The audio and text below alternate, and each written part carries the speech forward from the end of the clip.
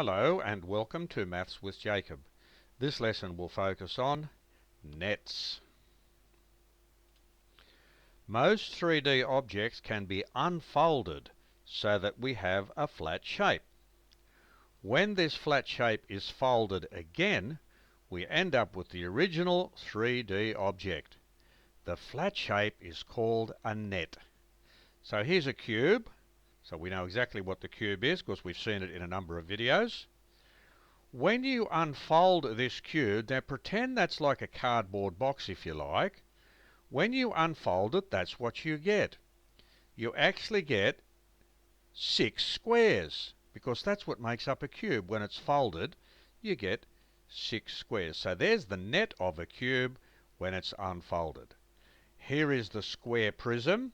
So you have a square there and there, but the other 4 faces are rectangles, and there's the net.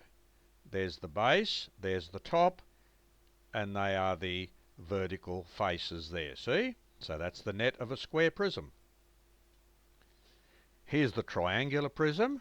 So you have a triangle on each side, then you've got 3 rectangles. So there is a triangle, and there's another one, and there are your 3 rectangles, so that's the net of a triangular prism. The net of a cylinder, basically you've got a circle on that side, a circle on that side, and you've got this curved part here, but when you flatten that out, you actually get a rectangle. So there's the net of the cylinder. The cone, now you have the circle for the base, so there it is there, and that is the shape you get when you unfold the top section. So there's the net of the cone.